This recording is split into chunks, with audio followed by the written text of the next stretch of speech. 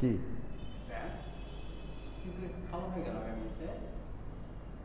না এখানে আসবে না কালার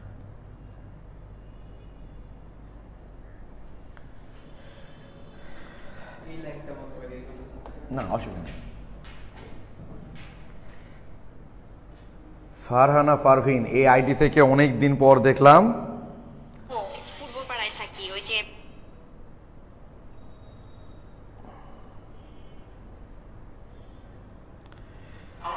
একটু সাউন্ড টাউনগুলো একটু দেখে নিই সব ঠিক আছে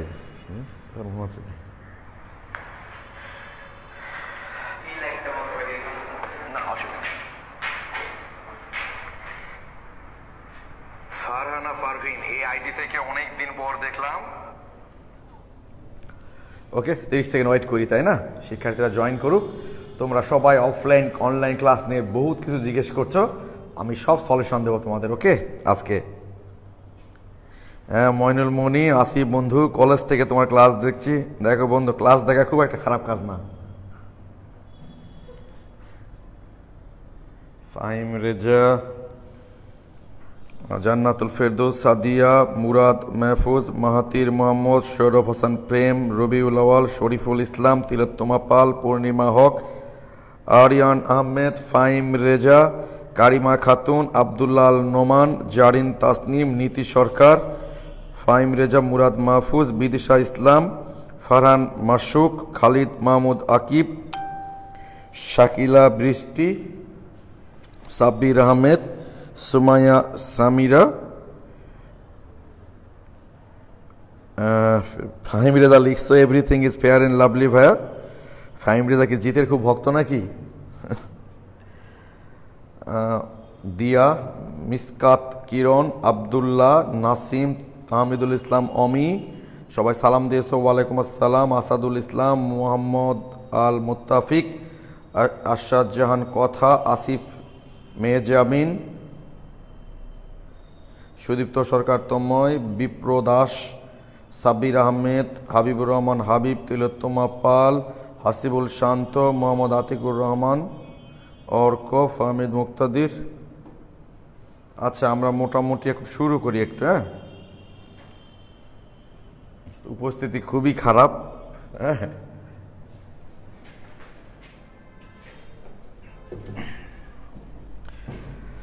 আচ্ছা একটু শোনো তোমরা ভাই আগে একটু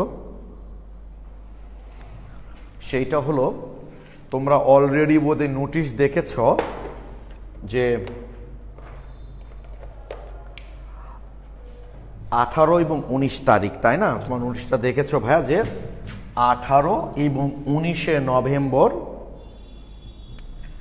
18 and 19 নভেম্বর তাই না নভেম্বর থেকে তোমাদের অফলাইন ক্লাস শুরু করতে চাইছি আমি তাই না আসলে একটা কথা বলি তোমাদের যে তোমরা অফলাইনে যারা যুক্ত থাকবা অনলাইনে যারা যুক্ত থাকবা কেউ যেন ক্ষতিগ্রস্ত না হয় নিশ্চয়ই বিষয়টা আমার মাথায় আছে ভাই অ্যাজ এ টিচার হিসাবে নিশ্চয়ই আমি এটা ভাববো যে কোনো স্টুডেন্টরাই যেন হয় না এখন কথা হচ্ছে ঠিক আছে অফলাইন এখন শুরু করা হয়তো অনেকেই ডিমোট করেছো আবার হিউজ পরিমাণ স্টুডেন্ট ভাই বুঝছো যারা বলছে আমরা অনলাইনে ক্লাসে এনজয় করতে পারছি না ক্লাসগুলো রিসিভ করতে পারছি না তাদের জন্য অফলাইন আর যারা মনে করবে যে কোনো অসুবিধা হচ্ছে না ভাই আমি আপাতত যাবো না অসুবিধা নাই তারা অনলাইনে কন্টিনিউ করতে পারবা ওকে এখন তোমাদের প্রশ্ন হচ্ছে যে আপনি যখন অফলাইনে শুরু করবেন কোথায় থেকে পড়ানোটা শুরু করবেন শোনো মোটামুটি আর এই যে আমরা অফলাইন যে 18 তারিখ দিয়েছি এর মধ্যে হয়তো আমাদের এই জৈব যৌগটা শেষ হয়ে যাবে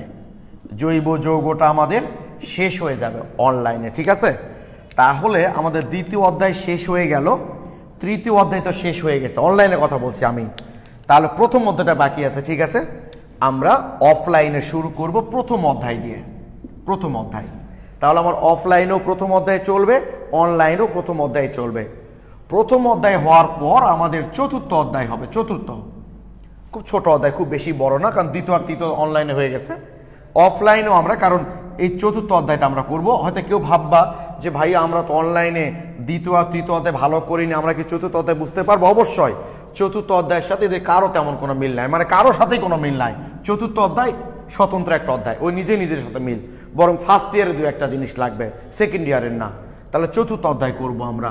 এরপর পঞ্চম অধ্যায় তো একটা ক্লাস হলেই হয়ে যায়, সেটা অফলাইনে হোক আর অনলাইনে হোক না কেন। পঞ্চম অধ্যায় ম্যাক্সিমামই তথ্যভিত্তিক। তাহলে এই মোটামুটি এভাবে আমাদের অনলাইন কোর্সটা শেষ হয়ে যাবে। আর অফলাইনে যারা থাকবা এই পঞ্চম অধ্যায়টা শেষ করার পর আমরা আবার দ্বিতীয় অধ্যায় থেকে শুরু করব, মানে অর্গানিক থেকে শুরু করব। কথা ক্লিয়ার? আমি আবার প্রথম থেকে বলছি, 18 এবং 19 নভেম্বর থেকে আমরা অফলাইন অনলাইন দুই মাধ্যমে ক্লাস চলবে। তো এখন কথা হচ্ছে এই কয়েকদিন ক্লাস নিলে আমাদের মোটামুটি অর্গানিক শেষ হয়ে যাবে। যদি 2-1টা ক্লাস বাকি থাকে ওটা পরে আমরা নিব, কোনো টেনশন নাই। তাহলে এই অধ্যায় শেষ করার পর প্রথম অধ্যায় শুরু হবে। এই অফলাইনেও প্রথম অধ্যায় শুরু হবে, অনলাইনেও প্রথম অধ্যায় শুরু হবে। প্রথম অধ্যায় অফলাইন অনলাইন ধরো শেষ হয়ে গেল, এরপর চতুর্থ অধ্যায় শুরু হবে, অফলাইনেও চলবে অনলাইনেও চলবে। এরপর চতুর্থ অধ্যায় হয়ে যাওয়ার পর পঞ্চম অধ্যায়টা একটা, এটা খুব বড় ক্লাস না, কিন্তু এটা 5-6টা ক্লাস লাগে এই অধ্যায়ে, খুব বড় না, বুঝছো? পঞ্চম অধ্যায় হওয়ার পর অনলাইন শেষ, অনলাইন তখন আর হবে না। ওকে, ততদিনে তো সবই স্বাভাবিক হয়ে যাবে, তখন আমরা আবার দ্বিতীয় অধ্যায় দিয়ে শুরু করব। দ্বিতীয় আর তৃতীয় অধ্যায় দুটো আবার করে নিব। কথা বুঝতে পেরেছো কিনা বলো? তোমাদের কারো কোনো কিছু জানার আছে কিনা এখন?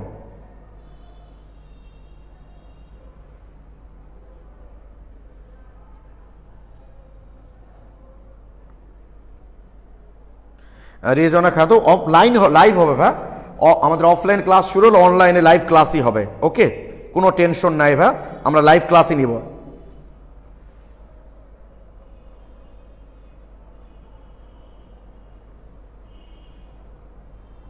ও মাইনে লিখছো ভাইয়া অফলাইনে ক্লাস হলেও ক্লাস নোট শেয়ারিংটা হ্যাঁ অসুবিধা নেই, এগুলো চালু থাকবে ভাই, সব চালু থাকবে।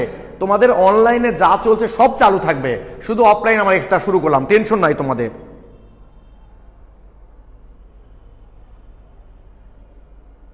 আচ্ছা, আফসার আলী অর্গানিক কিছু, হ্যাঁ অর্গানিক এরকমই ভাইয়া, তোমরা আবার পড়া শুরু করবা, দেখবা আবার মনে পড়বে। অমি একদিনে কতটুকু পড়াবেন? সব কি অফলাইন অনলাইন একই? অমি তুমি তো বোধহয় আমার কাছে ফার্স্ট ইয়ার থেকে পড়ছো, তোমরা নিশ্চয়ই জানো আমার এখানে যে 9টা ব্যাচ চলে। প্রথম ব্যাচে আমি যা পড়াই প্রত্যেকটা ব্যাচে একই শব্দ, একই গল্প, সব একই করি আমি, সুতরাং টেনশন নাই, আমার কাছে সব ক্লাসগুলো একই রকম। জাস্ট পার্থক্যটা হলো যে অফলাইনে এক্সাম হবে, অনলাইনে এক্সামগুলো আসলে হবে না।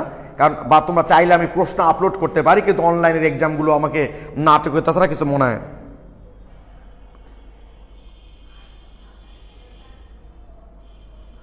আসমাউল লিখছো যে ভাইয়া যারা অনলাইনে ক্লাস করবে তাদের জন্য কি আপনি আলাদা করে ক্লাস নেবেন, নাকি অফলাইনে যারা থাকবে তাদের সাথে? সেটা দেখি, আমি সেটা দেখবো আর কি।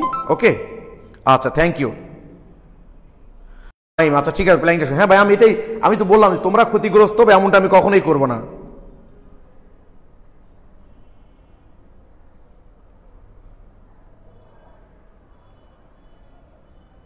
ওকে,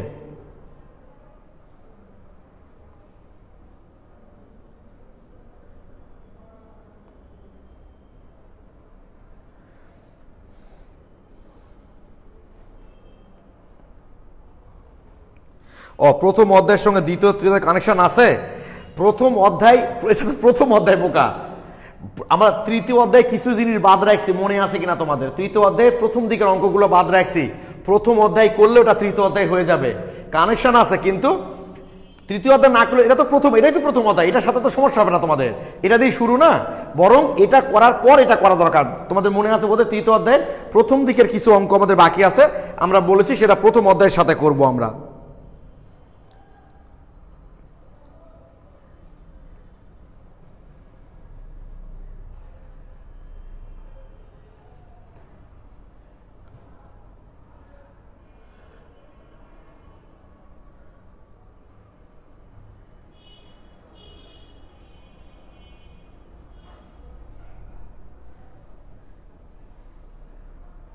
ও আচ্ছা, হ্যাঁ অসুবিধা নাই, আমি যখন এক্সাম নিব এখানে অফলাইনে অনলাইনে ওই প্রশ্ন আপলোড দিব, তোমরা বাসায় বসে এক্সাম দিতে পারবা, সমস্যা নাই। ওকে ওকে, থ্যাংক ইউ।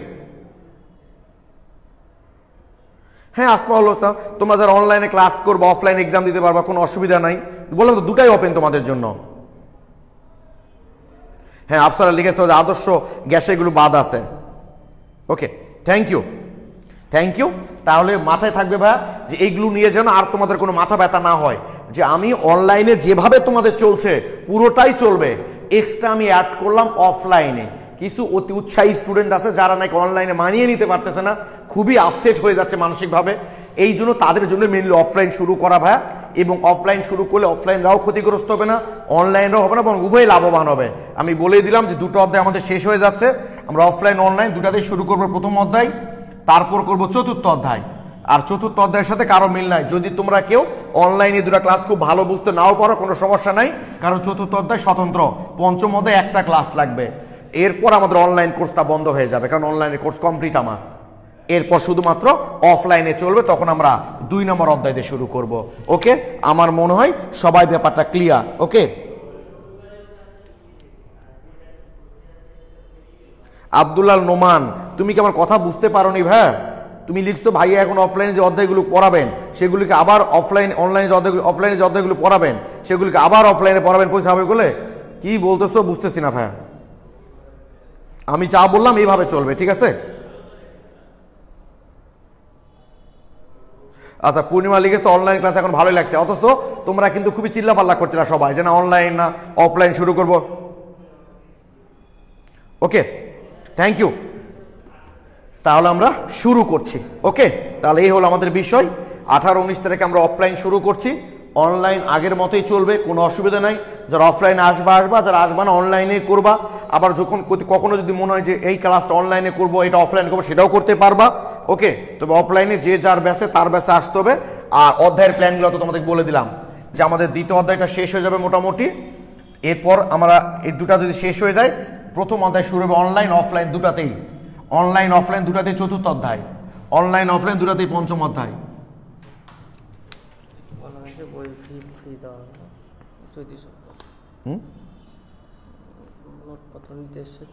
কোনটা? না না, এটা তো দিদি করতে হবে, পে করতে হবে না। না না, এটা অফলাইনদের জন্য, এটা ইয়ে করতে হবে। সাব্বির কথা বলো তো বুঝতে পারবে, বুঝাতে পারবে।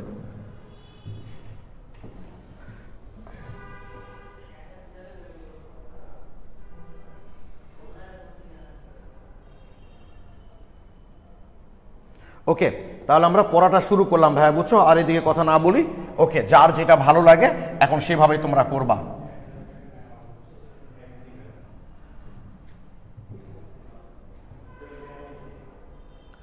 আচ্ছা, তাহলে আমরা শুরু করছি ভাইয়া। আজকে আমাদের শুরু হবে অ্যামিন। আজকে আমাদের অ্যামিন শুরু হবে, অ্যামিন। তোমরা নিশ্চয়ই জানো অ্যামিন কাকে বলি আমরা।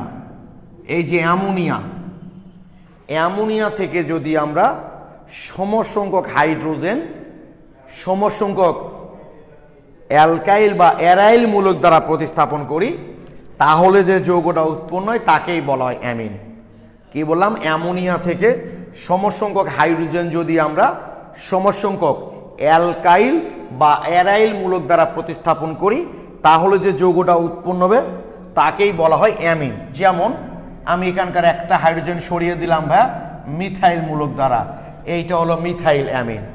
ধরো একটা হাইড্রোজেন সরালাম মিথাইল দ্বারা, আর একটা হাইড্রোজেন সরালাম ইথাইল দ্বারা, এটা হলো মিথাইল ইথাইল অ্যামিন। অথবা ইউপ্যাক নাম যদি করতে চাই আমরা, তাহলে 1 নাম্বার কার্বন 2 নাম্বার 1 মিথাইল, বা শুধু লিখলেও অসুবিধা নাই এন মিথাইল অ্যামিনো ইথেন। যদি 1 দিতে চাও দিতে পারবো, না দিলে এন মিথাইল অ্যামিনো, ওকে, ব্র্যাকেট ক্লোজ ইথেন। তো মাথায় রাখবা যে অ্যামোনিয়া থেকে সমসংখ্যক হাইড্রোজেন যদি সমসংখ্যক অ্যালকাইল বা অ্যারাইল মূলক দ্বারা প্রতিস্থাপন করা হয়, তাহলে যে যৌগটা উৎপন্ন হবে তাকেই বলা হয় আসলে অ্যামিন। তো অ্যামোনিয়া থেকে আমাদের যতটা হাইড্রোজেন প্রতিস্থাপন হবে সেটা তত ডিগ্রি অ্যামিন হবে। এখান থেকে যদি আমি একটা হাইড্রোজেন প্রতিস্থাপন করি, নিশ্চয়ই তোমাদের কার্যকরী মূলকগুলো মনে আছে ভাইয়া, এটা হলো 1 ডিগ্রি অ্যামিন। 2টা হাইড্রোজেন প্রতিস্থাপন করলে 2 ডিগ্রি অ্যামিন। আর যদি 3টা হাইড্রোজেন প্রতিস্থাপন হয় তাহলে এরা হচ্ছে 3 ডিগ্রি অ্যামিন। কি ঠিক আছে? অ্যামোনিয়া থেকে যতটা হাইড্রোজেন প্রতিস্থাপন হবে সেইটা হলো তত ডিগ্রি অ্যামিন। এইটুকু তোমরা নিশ্চয়ই বুঝতে পেরেছো ভাইয়া। আচ্ছা, প্লিজ তোমরা এখনো দেখো, তোমার একটা বিষয় খেয়াল করবা, আমাদের বেশিরভাগ মানুষদেরই কাজের চেয়ে অকাজ নিয়ে চিন্তা করি কিন্তু ভাই বেশি। আমি তো তোমাদের খুব ক্লিয়ারলি বলে দিলাম ভাই যে অফলাইন অনলাইনে ক্লাসগুলো কিভাবে চলবে, যারা যেন উভয় মাধ্যমের স্টুডেন্টরাই উপকৃত হয়। তারপরও দেখো তোমরা নিজেদের মধ্যে আলোচনা চালিয়ে যাচ্ছ। এটা ক্লিয়ার কি ভাইয়া তোমরা? Ammonia 1 degree amine, 2 degree amine, 3 degree amine, এইটা ক্লিয়ার কিনা আমাকে একটু বলো তোমরা। এটা হলো 1 ডিগ্রি অ্যামিনের কার্যকরীমূলক, এটা হলো 2 ডিগ্রি অ্যামিনের কার্যকরীমূলক, এটা হলো 3 ডিগ্রি অ্যামিনের কার্যকরীমূলক।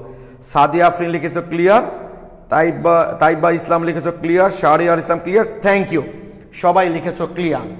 তো তোমরা নিশ্চয়ই জানো ভাইয়া যে অ্যামোনিয়া হলো একটা ক্ষার, তাই না? একটা ক্ষার, কারণ অ্যামোনিয়ার নাইট্রোজেনে মুক্তজোর ইলেকট্রন আছে। এই মুক্তজোর ইলেকট্রনের কারণে এর সঙ্গে সহজে প্রোটন যুক্ত হতে পারে। ফলে ব্রুনস্টেড লাউরির মতবাদ থেকে বলতে পারি অ্যামোনিয়া একটা ক্ষারক, কারণ অ্যামোনিয়ার সাথে প্রোটন যুক্ত হয়ে অ্যামোনিয়াম তৈরি করে।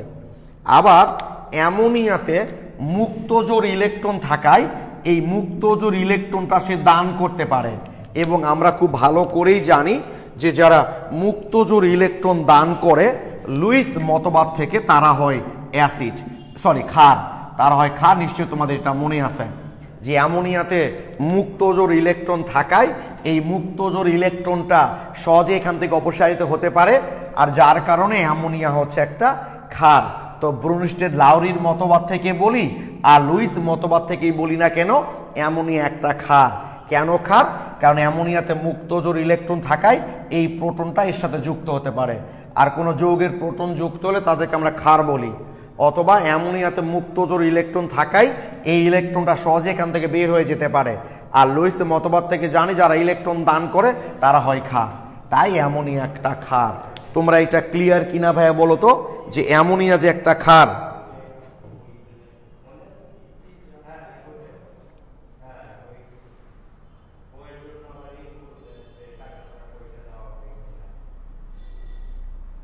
তাহলে প্লিজ ভাইয়া তোমরা একটু দেখো তো ব্যাপারটা বুঝতে পেরেছো কিনা যে অ্যামোনিয়া একটা ক্ষার।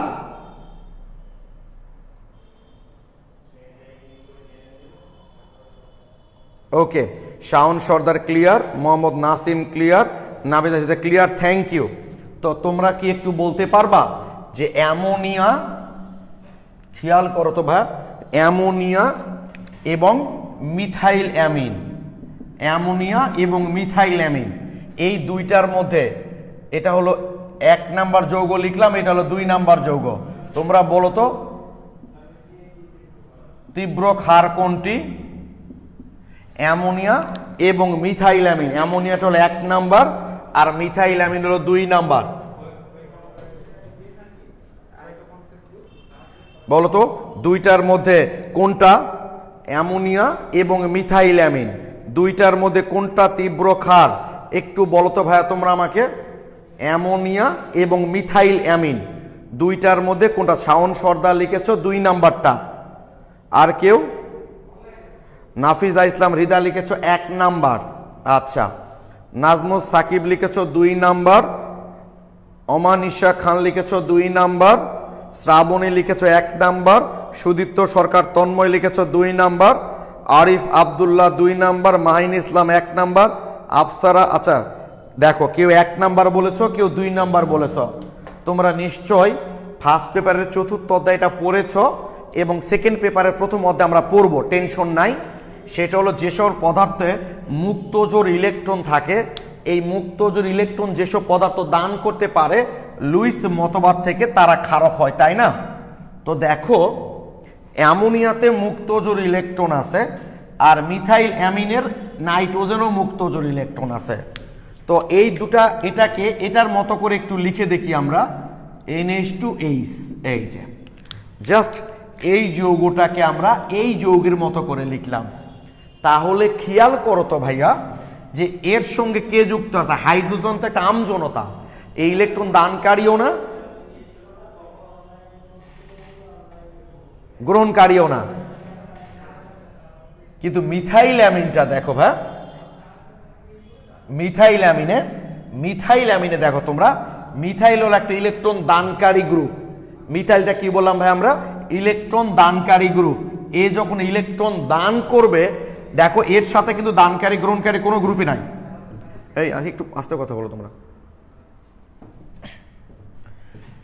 মিথাইল হলো ইলেকট্রন দানকারী গ্রুপ যুক্ত আছে এখানে। তো দানকারী গ্রুপ যুক্ত থাকার কারণে নাইট্রোজেনে তো মুক্তজোর ইলেকট্রন আছেই, আবার মিথাইল গ্রুপ ইলেকট্রন দান করার কারণে এর মুক্তজোর ইলেকট্রনের ঘনত্ব কিন্তু বেড়ে যায়। ফলে এর তো ইলেকট্রন আছে, আবার মিথাইল গ্রুপ ইলেকট্রন দান করছে, ফলে ওদের মধ্যে ইলেকট্রন বিকর্ষণ বেশি হবে, ফলে এখান থেকে সহজেই ইলেকট্রনটা চলে যাবে। বাট অ্যামোনিয়াতে দেখো এর মুক্তজোর ইলেকট্রন যা ছিল সেটাই আছে, এর সাথে কিন্তু দানকারী বা কোনো গ্রুপ কিন্তু নাই। ফলে এই যে মিথাইল অ্যামিনের নাইট্রোজেনে কিন্তু ইলেকট্রন ঘনত্ব বেশি থাকে এর তুলনায়। মিথাইল অ্যামিনের নাইট্রোজেন পরমাণুতে ইলেকট্রন ঘনত্বটা বেশি থাকে এর তুলনায়, কারণ এখানে ইলেকট্রন দানকারী গ্রুপ যুক্ত আছে, তাই অ্যামোনিয়ার চেয়ে মিথাইল অ্যামিনটা তীব্র ক্ষার। তোমরা এখন আমাকে বলো তো ভাইয়া, একটু বলো কমেন্টে তোমরা বিষয়টা বুঝতে পেরেছো কিনা, যে অ্যামোনিয়ার ইলেকট্রন ঘনত্ব যা ছিল নাইট্রোজেনের তাই আছে, বাট এখানে কিন্তু নাইট্রোজেনের ইলেকট্রন ঘনত্ব কিছুটা বেড়ে গেছে। কেন বেড়ে গেছে? কারণ এর সাথে ইলেকট্রন দানকারী গ্রুপ মিথাইল গ্রুপ যুক্ত থাকার কারণে। ওকে, একটু প্লিজ তোমরা আমাকে বলো যে এটা বুঝতে পারলা কিনা, যে অ্যামোনিয়ার চেয়ে মিথাইল অ্যামিনটা হলো তীব্র ক্ষার। রিদা লিখেছো বুঝেছি এইবার। ফারজানা রুমা ক্লিয়ার ভাইয়া, তাহমিদুল ইসলাম অমি ক্লিয়ার ভাইয়া, নওশিন আঞ্জুম লাবণ্য বুঝেছি ভাইয়া, সুদীপ্ত সরকার তন্ময় ক্লিয়ার, হাসিব রহমান সেই রকম ক্লিয়ার, থ্যাংক ইউ। তাহলে যদি তোমরা ক্লিয়ার হও তাহলে একটু বলবা যে এই, তাহলে বুঝলা তো এইটার চেয়ে এটা তীব্র। এখন মিথাইল অ্যামিন এবং ডাইমিথাইল অ্যামিন, মিথাইল এবং ডাইমিথাইল অ্যামিন এই দুইটার মধ্যে কোনটা তীব্র? এখন তোমরা আমাকে একটু প্লিজ জানাও, মিথাইল অ্যামিন এবং ডাইমিথাইল অ্যামিন এই দুইটার মধ্যে কোনটা তীব্র? এটা 1 নাম্বার যৌগ, এইটা 2 নাম্বার যৌগ। এখন একটু তোমরা আমাকে বলবা যে মিথাইল অ্যামিন এবং ডাইমিথাইল অ্যামিন এই দুইটার মধ্যে কোনটা তীব্র? একটু কমেন্টে জানাও তো ভাইয়া তোমরা, মিথাইল অ্যামিন এবং ডাইমিথাইল অ্যামিনের মধ্যে কোনটা তীব্র? শাওন সর্দার লিখেছ 2। আচ্ছা, Murad Mahfuz dimethyl amine, Abdullah 2, Omi dimethyl amine, Saiful Islam 2, Sudipta Sarkar Tonmoy 2, Nasim 2, Sharias thank you.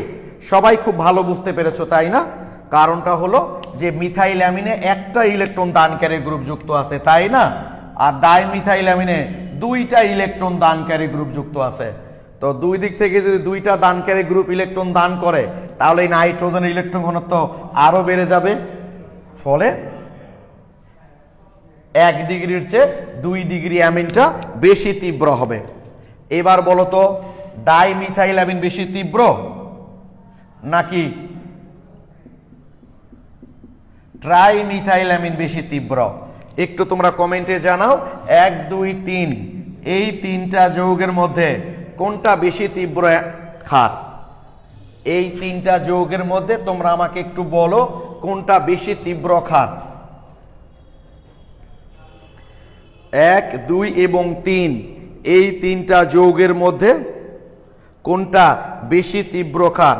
আচ্ছা, এ বি আব্দুল্লাহ লিখেছো 3, এ যে অর্ণব লিখেছো 3, অমি লিখেছো ট্রাইমিথাইল অ্যামিন, জান্নাতুল ফেরদৌস 3, সুদীপ্ত সরকার তন্ময় 3। আচ্ছা, বুঝতে পেরেছি তোমরা সবাই 3ই বলছে, এটা স্বাভাবিক। আসলে ভাই 3টা দানকারী গ্রুপ ঠিক আছে ইলেকট্রন দেওয়ার কারণে ইলেকট্রন ঘনত্ব বেড়ে যায়, ঠিক আছে, কিন্তু এই ইলেকট্রনটা তো ওখান থেকে খুব বেশি আর বের হতে পারে না। মনে করো তোমার কাছে প্রচুর টাকা পয়সা আছে, তাহলে কি তুমি দাতা হতে পারবা? যদি দানের টেন্ডেন্সি থাকে বা দান করতে পারো তাহলে কিন্তু দাতা হতে পারবা। তোমার কাছে প্রচুর টাকা পয়সা থাকলে কিন্তু তুমি দাতা হতে পারবা না। দাতা তুমি তখন হতে পারবা যদি তুমি সেগুলো দান করো। তো খেয়াল করো ভাইয়া যে 3টা মিথাইল গ্রুপ এই নাইট্রোজেনকে ইলেকট্রন দেয়, ঠিক আছে, ফলে নাইট্রোজেনের ইলেকট্রন ঘনত্ব এই 2 ডিগ্রির চেয়েও বেশি হয়, কিন্তু 3টা বড় বড় মূলক থাকার কারণে স্টেরিক বাধা সৃষ্টি হয়।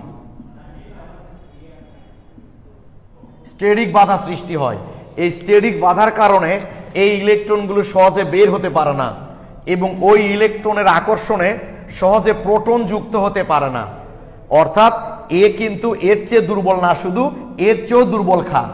আমি আবারও বলছি, স্টেরিক বাধার কারণে, অর্থাৎ এরা ইলেকট্রন দেয় ঠিক আছে, সেই ইলেকট্রন এখান থেকে বের হতে পারে না, কারণ তিন দিকে তিনটা বড় বড় মূলক যুক্ত আছে, অ্যালকাইল মূলক যুক্ত আছে। ফলে এখান থেকে ইলেকট্রন বের হতে গেলে এই মূলকগুলো দ্বারা বাধার সম্মুখীন হয়, অর্থাৎ স্টেরিক বাধার কারণে 3 ডিগ্রিটা কিন্তু ভাইয়া 1 ডিগ্রি শুধু না, 2 ডিগ্রি শুধু না, 1 ডিগ্রির চেয়েও দুর্বল ক্ষার। অর্থাৎ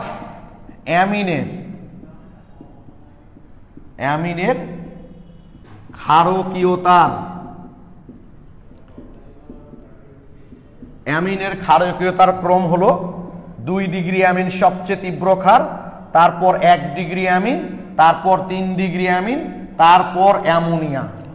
এই হলো আমাদের অ্যামিনের ক্ষারীয়তার ক্রম। মাথায় থাকে যেন যে 3 ডিগ্রি সবচেয়ে বেশি তীব্র ক্ষার হওয়া উচিত, কিন্তু এই ইলেকট্রনগুলো এখান থেকে বের হতে পারে না, কারণ এই 3টা মূলক থাকার কারণে স্টেরিক বাধার সম্মুখীন হয়, তাই এই বেশি তীব্র।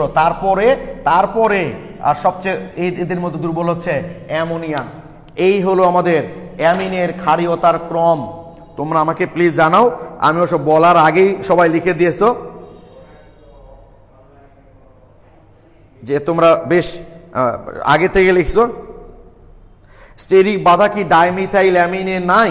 অবশ্যই ভাইয়া আছে, কিন্তু এর 3 দিক থেকে তো না, এ তো ত্রিমাত্রিক, 3 দিক থেকে যে আক্রান্ত। তোমাদেরকে মনে নেই আমি বলেছিলাম যে 2টা দিক খুব শক্তিশালী দরজা আছে, বাট আরেক দিক যে দুর্বল, ওই দিক দিয়ে তো বের হয়ে যাবে। আর এখানে 3 দিক থেকে যে এখানেও স্টেরিক বাধা হবে, কিন্তু আরেক দিক তো ফাঁকা, এখানে 2 দিক বন্ধ, আরেক দিক তো ফাঁকা, বাট এখানে 3 দিকই বন্ধ। এই কারণ অবশ্যই স্টেরিক বাধা এরও হবে, কিন্তু এর মাত্রাটা বেশি। সবাই ক্লিয়ার? Thank you. সবাই ক্লিয়ার লিখেছ? Okay, thank you. সবাই লিখেছ, বুঝেছি, অনেক ভালো বুঝতেছো তোমরা, হয়তো ক্লাসে খুব মনোযোগী আছো এই কারণে।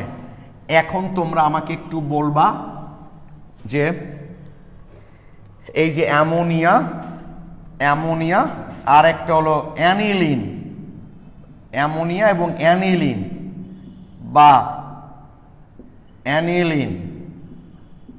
অ্যামোনিয়া এবং অ্যানিলিন বা ফিনাইল অ্যামিন, যাই বলো না কেন, আমাকে একটু বলো এই 2টার মধ্যে কোনটা তীব্র ক্ষার, দেখি তোমরা সেটা বলতে পারো কিনা ভাইয়া।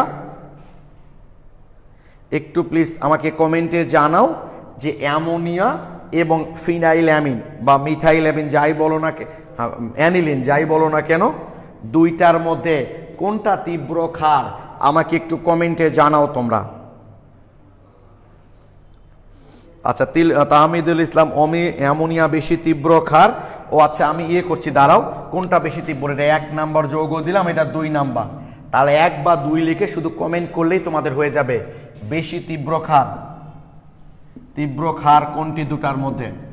অ্যামোনিয়া এবং অ্যানিলিন বা ফিনাইল অ্যামিন। আচ্ছা, অ্যামোনিয়া তীব্র, সাইফুল ইসলাম লিখেছো, হাসিবুল অ্যামোনিয়া, ও রবিউল আওয়াল 2 নাম্বার যৌগ লিখেছো, মানে অ্যানিলিন। সুদীপ্ত সরকার অ্যামোনিয়া, আল হাসান অ্যামোনিয়া, শিয়া অ্যামোনিয়া, সাইফুল, ম্যাক্সিমামই তোমরা ঠিক উত্তর দিয়েছো, 2-1 জন শুধুমাত্র ভুল করেছো ভাই, তোমরা ম্যাক্সিমামই উত্তর সঠিক দিয়েছো। প্লিজ তোমরা একটু আমাকে অফলাইন ক্লাসে থাকলে তো জিজ্ঞেস করতে পারতাম কেন বলো। শোনো, একটা ব্যাপারকে খেয়াল করছো, তোমরা কিন্তু এখন খুব দ্রুত বুঝতে পারতেছো বিষয়গুলো, কারণ আগের শব্দগুলোর বাক্যগুলোর সাথে তো এগুলো ভাই রিলেটেড, ফলে খুব সহজেই তোমরা বুঝতে পারছো। সেটা হচ্ছে অ্যামোনিয়া তো মুক্ত জোর ইলেকট্রন আছে, আবার অ্যানিলিনও আছে। তো তোমরা তো জানো ভাই, এর আগে বলেছি তোমাদের, ফিনাইল মূলক যেটা, এই যে C6H5, এই ফিনাইল মূলকটা হলো ইলেকট্রন গ্রাসী মূলক। অর্থাৎ ফিনাইল মূলক যদি কারোর সাথে যুক্ত থাকে, সেখান থেকে ইলেকট্রনটা সে তার নিজের দিকে টেনে নেয়। তোমাদের মনে আছে না ভাই, এই ইলেকট্রনটা সেখানে রেজোন্যান্স অংশ নেই, অর্থাৎ অ্যামোনিয়ার সাথে দানকারী গ্রুপও যুক্ত নাই, আবার গ্রহণকারী গ্রুপও যুক্ত নাই। আর অ্যানিলিন বা ফিনাইল অ্যামিনের সাথে দেখো তো গ্রহণকারী গ্রুপ যুক্ত আছে, ফলে নাইট্রোজেনের ইলেকট্রন ঘনত্ব কিছুটা কমে যাবে। তাই অ্যামোনিয়ার চেয়েও দুর্বল ক্ষার হচ্ছে ভাইয়া ফিনাইল অ্যামিন বা অ্যানিলিন। এই হলো মোটামুটি আমাদের অ্যামিনের ক্ষারীয়তার ক্রম। এগুলো এমসিকিউ লাগে, সিকিউয়ের খ নাম্বার দেয়, গ নাম্বার দেয়, যে কোনো প্রশ্ন দিতে পারে, এটা খুবই গুরুত্বপূর্ণ। ওকে,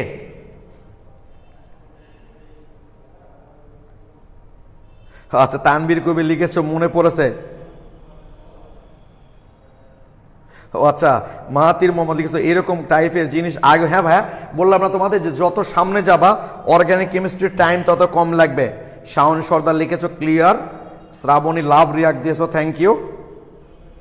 আচ্ছা, সবাই তাহলে মোটামুটি ক্লিয়ার না ভাইয়া? এই টাইপের তোমাদের যাদের কাছে কনসেপ্ট বুক আছে ভাইয়া, এই টাইপের তোমরা বেশ কিছু প্রশ্ন কনসেপ্ট বুকে পাবা। আমি একটু পরে তোমাদের দাগাই দিচ্ছি, ওকে, প্রশ্নগুলো পরে দাগাবো।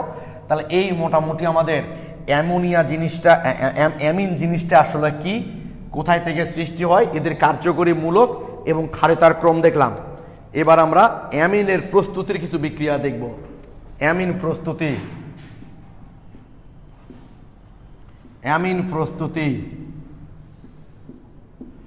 প্রস্তুতি, ওকে।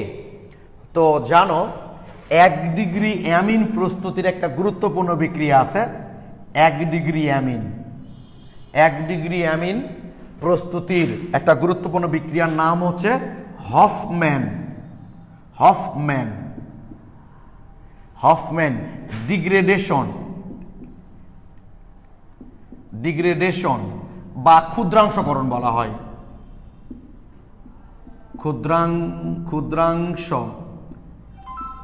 ক্ষুদ্রাংশকরণ। শোনো ভাই, 1 ডিগ্রি অ্যামিন প্রস্তুতির একটা গুরুত্বপূর্ণ বিক্রিয়া, 1 ডিগ্রি অ্যামিন প্রস্তুতির একটা গুরুত্বপূর্ণ বিক্রিয়ার নাম হচ্ছে হফম্যান ডিগ্রেডেশন বিক্রিয়াও বলতে পারো, অথবা বাংলায় বলতে পারো ক্ষুদ্রাংশকরণ বিক্রিয়া।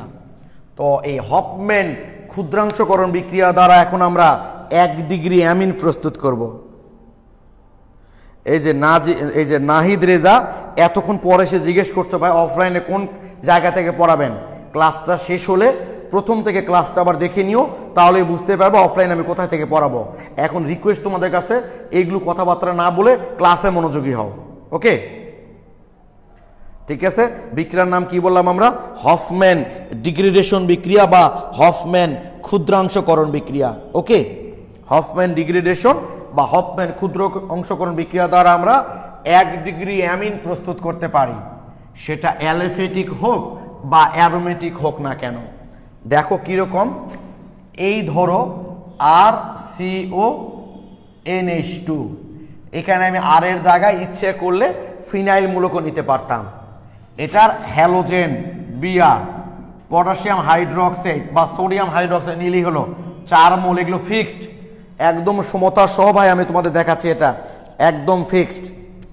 তারপর 2 মোল পটাশিয়াম ব্রোমাইড প্লাস, আচ্ছা আমি লিখি তারপর বলি, দাঁড়াও, পটাশিয়াম কার্বনেট, এই পর্যন্ত দেখা যায় তো না, দেখা যায় না, প্লাস 2 মোল পানি, এই পর্যন্ত একদম ফিক্সড। খেয়াল করো ভাইয়া তোমরা, 4 মোল ব্রোমিন লাগবেই, 4 মোল ক্ষার লাগবেই, 2 মোল পটাশিয়াম ব্রোমাইড আর পটাশিয়াম কার্বনেট। আমি বুঝাই দিচ্ছি, টেনশন আগে বলি তোমাদের, 2 মোল পানি হবেই। আর এবার মূল উৎপাদ যেটা, সেটা কি হবে ভাই জানো? এই সিউটা খালি বাদ দিয়ে দিবা তুমি, ওই সিউটাই তো আসলে এখান থেকে বের হয়ে কার্বনেট হয়ে গেছে, অর্থাৎ এই যেটা তৈরি হবে RNH2, এই যে 1 ডিগ্রি অ্যামিন হয়ে গেল। তো হফম্যান ক্ষুদ্রাংশকরণ কথাটা বলা, আবিষ্কারকের নাম অনুসারে এটাকে হফম্যান বিক্রিয়া বলা হয়। আর ক্ষুদ্রাংশকরণ বলা হয় এই কারণে যে আমাদের জৈব যৌগ যে কটা কার্বন থাকে, এখানে গিয়ে কার্বনটা কমে যায় একটা, দেখো একটা কার্বন কিন্তু কমে গেছে, এই জন্য বিক্রিয়াটার নাম হচ্ছে ক্ষুদ্রাংশকরণ। আমি একটা উদাহরণ দিই, ধরো আমি প্রোপানঅ্যামাইড নিলাম ভাই, CH3 CH2 CONH2, প্রোপানঅ্যামাইড নিলাম। তাহলে আমি বলেছি ব্রোমিন 4 মোল ক্ষার লাগবেই, সোডিয়াম হাইড্রোক্সাইড দিয়েছি, কোনো অসুবিধা নাই, দিলেই হলো। 2 মোল পটাশিয়াম ব্রোমাইড হবেই, পটাশিয়াম কার্বনেট হবেই, 2 মোল পানি হবে, এগুলো ফিক্সড। বললাম তো এখানে যাই নেও না কেন, এগুলো ফিক্সড।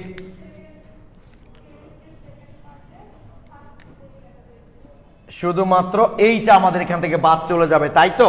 তাহলে এইটা বাদ গেলে কি হয় দেখা যাচ্ছে না এখানে? ও আচ্ছা, আরেকটু বামে লিখবো না ভাই, ঠিক আছে, থ্যাংক ইউ। তাহলে CH3 CH2 NH2, এই তো, এই হলো আমাদের হফম্যান ক্ষুদ্রাংশকরণ বিক্রিয়া। ও আচ্ছা, ডানে দেখা যাচ্ছিল না, না?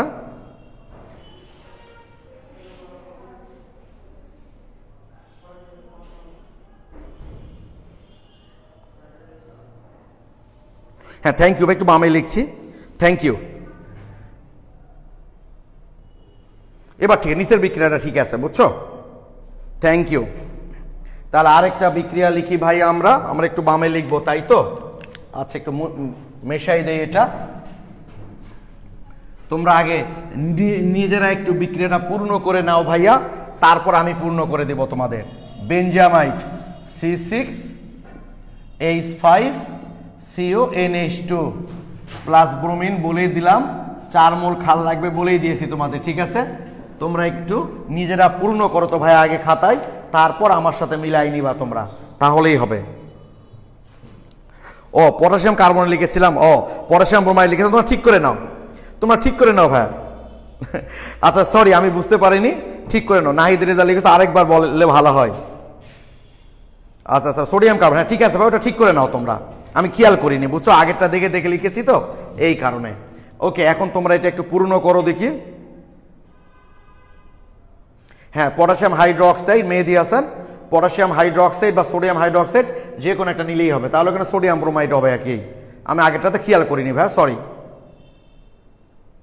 ও ব্রোমিন হবে, খুব ভুলভাল লিখতেছি না? আচ্ছা ওকে, পূর্ণ করো তো ভাইয়া একটু।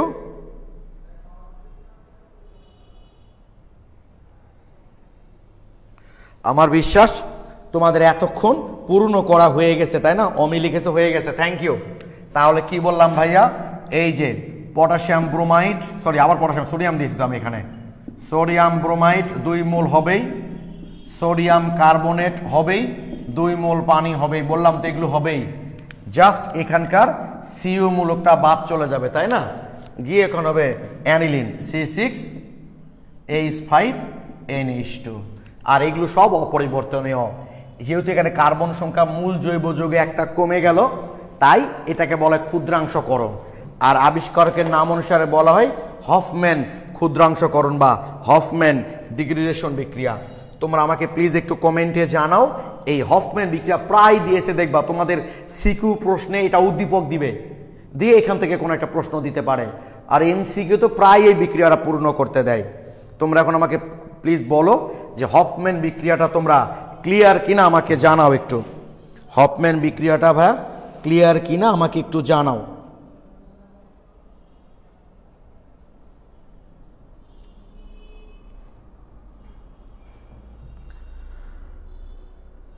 সবাই ক্লিয়ার ভাই? আচ্ছা থ্যাংক ইউ, ক্লিয়ার, ইজি। হ্যাঁ সুদীপ্ত সরকার, তোমার থ্যাংক ইউ ভাই, অনেক ইজি। তো এইবার আমরা একটা মজার বিক্রিয়া দেখব। এটা দুটা কাজ হবে, 1 ডিগ্রি অ্যামিন এবং 2 ডিগ্রি অ্যামিনও প্রস্তুত করতে পারবো আমরা। আবার এই বিক্রিয়া দ্বারা সায়ানাইড এবং আইসোসায়ানাইডের মধ্যে পার্থক্য নির্ণয় করতে পারবো। তোমরা নিশ্চয়ই জানো এইটা হচ্ছে সায়ানাইডের গাঠনের সংকেত, আর এইটা হচ্ছে আইসোসায়ানাইডের গাঠনের সংকেত, আর কার্বনের দুটো মুক্ত ইলেকট্রন থেকেই যায় এখানে। তো আমরা এখন এই সায়ানাইড এবং আইসোসায়ানাইড থেকে, সায়ানাইড থেকে তৈরি হবে আমার 1 ডিগ্রি অ্যামিন,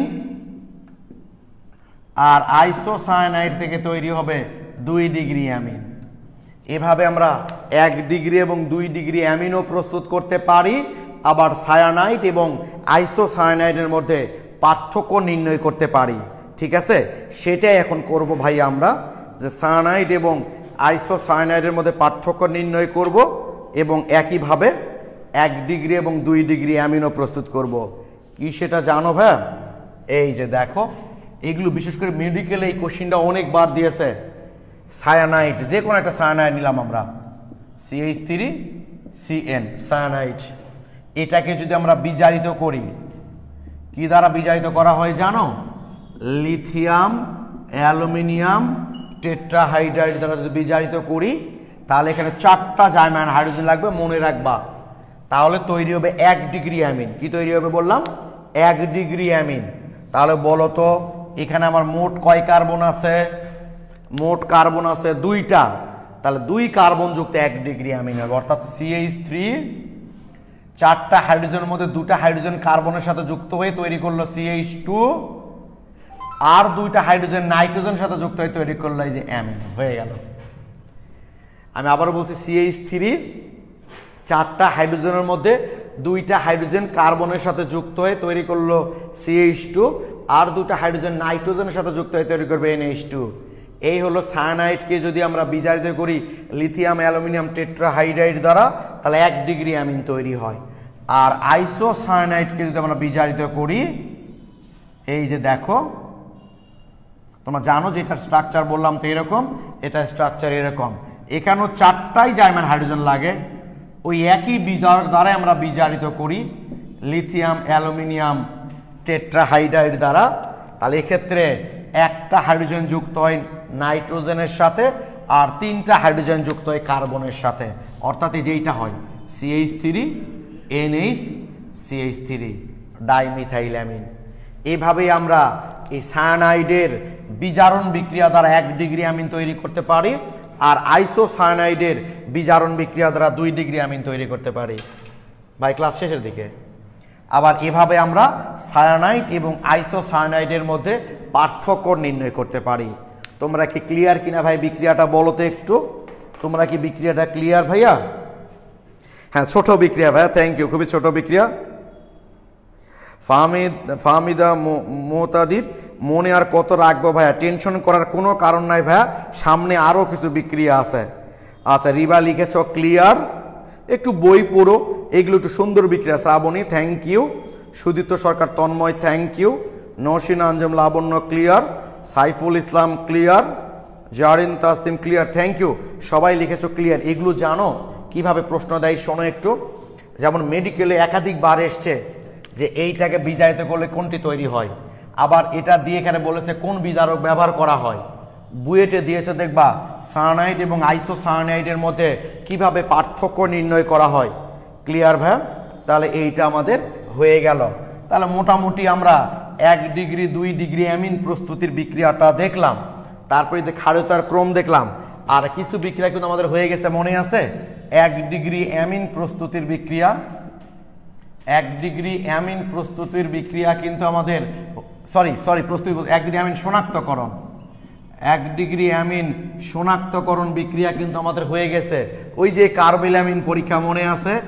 কার্বিল অ্যামিন পরীক্ষা ক্লাসটা দেখে নিবে তোমরা।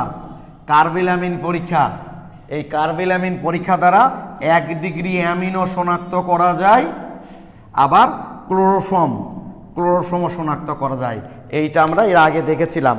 ওকে, আরেকটা গুরুত্বপূর্ণ বিক্রিয়া আছে, তো বিক্রিয়াটা আমি অবশ্য আজকে শুরু করতে চাচ্ছি না, খুবই গুরুত্বপূর্ণ। তো 1 ডিগ্রি 2 ডিগ্রি এবং 3 ডিগ্রি অ্যামিনের মধ্যে পার্থক্যকরণ বিক্রিয়া, এটা প্রয়োজনে আমরা সামনে ক্লাসে দেখব। হ্যাঁ, 1 ডিগ্রি 2 ডিগ্রি ও 3 ডিগ্রি অ্যামিনের মধ্যে পার্থক্যকরণ অবশ্য দেখতে পারে, বেশক্ষণ লাগবে না, দাঁড়াও 5 মিনিট লাগবে, দেখাই দিই। এটা দেখাই দিই। এখন আমরা 1 ডিগ্রি 2 ডিগ্রি এবং 3 ডিগ্রি অ্যালোফেটিক অ্যামিনের মধ্যে কিভাবে পার্থক্য নির্ণয় করা যায় সেইটা এখন একটু দেখব। এটা অবাক হয়ে যাবা তোমরা। বুয়েট 2010-11 সেশনে 10 মার্কের প্রশ্ন এসেছিল। বুয়েট 2010-11 সালের কোশ্চিন তোমরা ঘেটে দেখবা, 10 মার্কের কোশ্চিন দিয়েছে যে 1 ডিগ্রি 2 ডিগ্রি এবং 3 ডিগ্রি অ্যামিনের মধ্যে কিভাবে পার্থক্য নির্ণয় করা যায়। এখন আমরা সেটাই করব, 1 ডিগ্রি 2 ডিগ্রি এবং 3 ডিগ্রি অ্যামিনের মধ্যে পার্থক্য নির্ণয় করব। এবং পার্থক্য নির্ণয়ে যেটা আমরা সাধারণত ব্যবহার করি সেটা হলো নাইট্রাস অ্যাসিড। তোমাদের নিশ্চয়ই মনে আছে যে নাইট্রাস অ্যাসিড দ্বারা যদি আমরা কোথাও বিক্রিয়া করি, সরাসরি নাইট্রাস অ্যাসিড ব্যবহার করা হয় না। এর আগের ক্লাসগুলোতে আমি বলেছিলাম কি করা হয়, যে কোনো একটা নাইট্রাইট লবণ নেওয়া হয় এবং অজৈব অ্যাসিড নিয়ে মানে তাৎক্ষণিকভাবে এই নাইট্রাস অ্যাসিড তৈরি করে বিক্রিয়াটা করা হয়। আসলে তাৎক্ষণিকভাবে নাইট্রাস অ্যাসিড তৈরি করে বিক্রিয়াটা করা হয়, মানে যে মুহূর্তে আমার নাইট্রাস অ্যাসিড দরকার সেই মুহূর্তে নাইট্রাস অ্যাসিড তৈরি করে বিক্রিয়াটা করা হয়। কিন্তু তোমাদের নিশ্চয় আগে মনে আছে। ওকে, তাহলে দেখো এই 1 ডিগ্রি 2 ডিগ্রি এবং 3 ডিগ্রি অ্যামিনের মধ্যে সাথে আমরা মোটামুটি এই নাইট্রাস অ্যাসিড দ্বারা পার্থক্য নির্ণয় করতে পারি। হ্যাঁ অমি, থ্যাংক ইউ ভাইয়া, লিবারম্যানে বলেছিলাম, অমি অনেক রেগুলার স্টুডেন্ট। তো দেখো এখন যদি 1 ডিগ্রি অ্যামিন হয়, কোনো যৌগ যদি 1 ডিগ্রি অ্যামিন হয়, তাহলে এর মধ্যে নাইট্রাস অ্যাসিড যদি আমরা যোগ করি ভাই, এবং নাইট্রাস এটা পেলাম কোথায় থেকে, সোডিয়াম নাইট্রেট, এই সেল লিখে দিতে পারি আমরা, মোটামুটি 30 থেকে 35 ডিগ্রি সেলসিয়াসের মতো তাপমাত্রা লাগে। তাহলে কি হবে জানো, এই যে এটা এখান থেকে অপসারিত হয়ে অ্যালকোহল তৈরি, উপরে দেখা যাবে না, এর পর্ব তৈরি না, নিচে লিখছি সমস্যা নাই। এই যে ভাই CH3OH, CH3OH প্লাস নাইট্রোজেন, এই যে CH3OH প্লাস নাইট্রোজেন প্লাস পানি। এই যে 1 ডিগ্রি অ্যামিন যদি হয় তাহলে তার মধ্যে নাইট্রাস অ্যাসিড যোগ করব। তো সরাসরি তো নাইট্রাস অ্যাসিড যোগ করি না আমরা, সোডিয়াম নাইট্রাইট এবং এই সেল যোগ করে ওই মোটামুটি কক্ষ তাপমাত্রা একটু সামান্য উত্তপ্ত করলেই অ্যালকোহল তৈরি হয়ে যাবে। যদি অ্যালকোহল তৈরি হয় তাহলে আমরা বুঝি যে এটা 1 ডিগ্রি অ্যামিন। আর যদি দেখো ভাইয়া,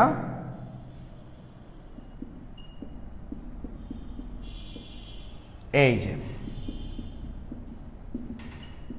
খেয়াল করবা, ওই লিখেছি মানে ওই একই জিনিস দিতে হবে, সোডিয়াম নাইট্রাইট আর অ্যাসিড আর একই জিনিস বা ওকে।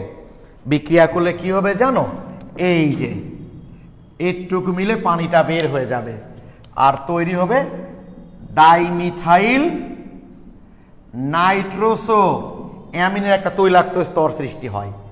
ডাইমিথাইল নাইট্রোসো অ্যামিনের একটা তৈলাক্ত স্তর সৃষ্টি হবে।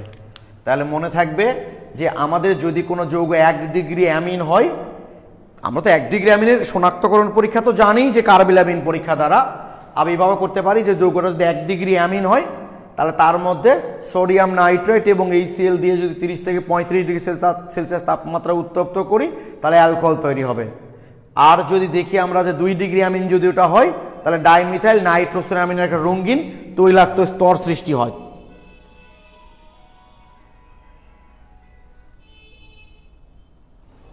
ওকে। আর যদি এখানে দেখা যায় না, হ্যাঁ দেখা যাবে, আর যদি আমাদের এই যৌগটা 3 ডিগ্রি অ্যামিন হয়, এই যে 3 ডিগ্রি অ্যামিন, তাহলে এই যে HNO2 ওই একই জিনিস লাগবে। এবার এটার নাম কি হবে জানো, এটার নাম কি হবে, আচ্ছা দাঁড়াও লিখি আগে তারপর বলছি। দেখো CH3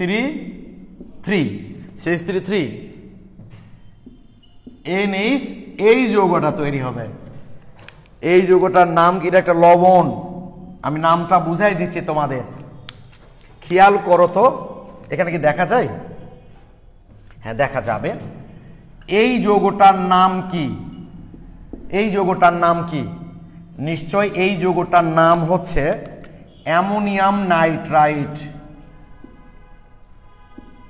অ্যামোনিয়াম এখানে লিখলাম ভাই, হ্যাঁ ফাঁকা জায়গা পাইছি। উজ্জ্বল ভাই তো আর বোর্ড দিচ্ছে না, যে উপরে নিচে ঘুরাই ঘুরাই লিখবো। অ্যামোনিয়াম নাইট্রাইট, ঠিক আছে, এটার নাম হচ্ছে অ্যামোনিয়াম নাইট্রাইট। এখন এই অ্যামোনিয়ামের 4টার মধ্যে 3টা হাইড্রোজেন চলে গেছে, কি দ্বারা, 3টা মিথাইল গ্রুপ দ্বারা। তাহলে নাম কি বলবো এটাকে আমরা, ট্রাইমিথাইল, তাহলে কি বলবো, ট্রাইমিথাইল অ্যামোনিয়াম নাইট্রাইট, অর্থাৎ ট্রাইমিথাইল অ্যামোনিয়াম নাইট্রাইটের লবণ তৈরি করবে। তাহলে কি দেখলাম ভাই, আমরা 1 ডিগ্রি 2 ডিগ্রি এবং 3 ডিগ্রি অ্যামিনের মধ্যে আমরা কি করে পার্থক্য নির্ণয় করতে পারি। যদি 1 ডিগ্রি অ্যামিন হয় তাহলে সোডিয়াম নাইট্রাইট এবং HCl অর্থাৎ নাইট্রাস অ্যাসিড যোগ করলে অ্যালকোহল তৈরি করবে। যদি 2 ডিগ্রি অ্যামিন হয়, বিক্রিয়াগুলো খুব সহজ, দেখো পানিটা অপসারিত হয়ে গেল, ডাইমিথাইল নাইট্রোসো অ্যামিনের একটা রঙিন তৈলাক্ত যৌগ তৈরি হবে। আর যদি 3 ডিগ্রি অ্যামিন হয় তাহলে ট্রাইমিথাইল অ্যামোনিয়াম নাইট্রাইট লবণ তৈরি করবে। কি ঠিক আছে, ট্রাইমিথাইল অ্যামোনিয়াম নাইট্রাইট।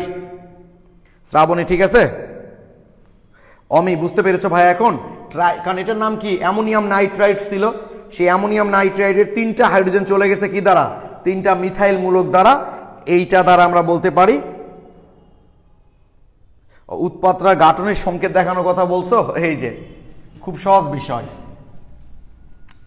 এইটার গাঠনিক সংকেত এই যে CH3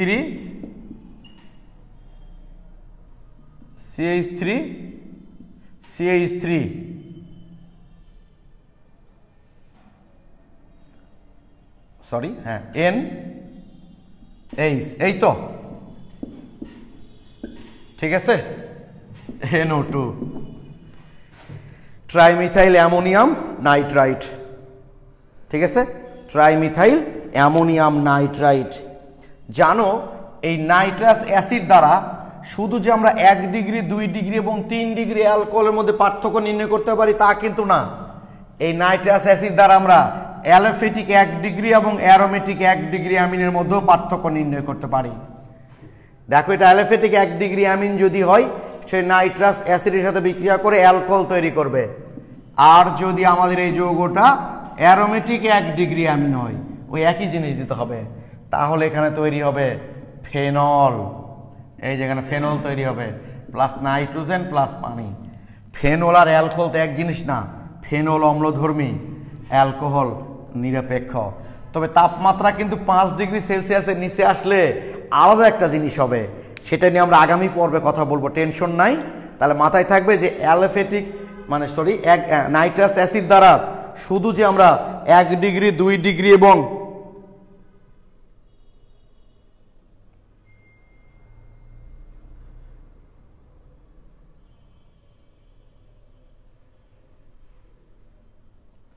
কোথায় CH3 সমস্যা হয়েছে ভাইয়া? আমি কি আগেরটাতে মানে ভুল লিখেছিলাম ওখানে? এই যে ভাই এটা 3 নম্বর যৌগটা এটা ছিল CH3 NH NO2, এই যেটা 3 নম্বর যৌগটা তো এটা ছিল তখনকার। ও thank you Omi, thank you Omi. Clear ভাইয়া তোমরা? তাহলে মাথায় থাকবে তোমাদের এটা ভাইয়া যে যদি আমাদের অ্যালোফেটিক 1 ডিগ্রি অ্যামিন হয় তাহলে সে নাইট্রাস অ্যাসিডের সাথে বিক্রিয়া করে অ্যালকোহল তৈরি করবে, আর অ্যারোমেটিক 1 ডিগ্রি অ্যামিন যদি হয় সে নাইট্রাস অ্যাসিডের সাথে বিক্রিয়া করে ফেনল তৈরি করবে। এই বিক্রিয়া দ্বারা আমরা এই ট্রাইমিথাইল অ্যামোনিয়াম নাইট্রেট না তো নাইট্রাইট,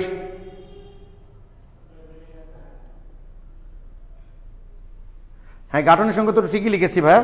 এই যে 3টা, এই যে নাইট্রোজেনের CH3H, এই যে ট্রাইমিথাইল অ্যামোনিয়াম নাইট্রাইট। আচ্ছা অমি থ্যাংক ইউ ভাই, ক্লিয়ার ভাই। হ্যাঁ CH3 তো দিলাম তো, CH3 3টা, ঠিক আছে এখন ওকে ক্লিয়ার ভাই সবাই।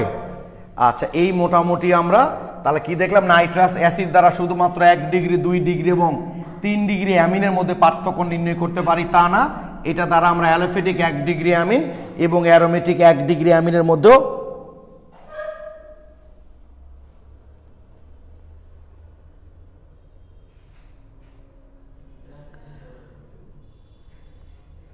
আগেটা কি সমস্যা ছিল ভাই?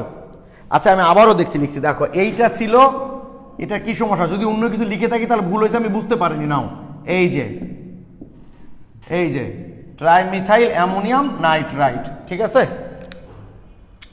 ওকে, এদের সবাই ক্লিয়ার লিখেছো। তাহলে আজকে তোমরা কতটুকু রুমে পড়বা একটু দেখো। 240 নাম্বার পেজ নাম্বার 240। আমি প্রশ্নগুলো দাগাই দিচ্ছি। কোশ্চেন নম্বর হচ্ছে 167, 168, 169, 170, 171, 172, 173। এরপর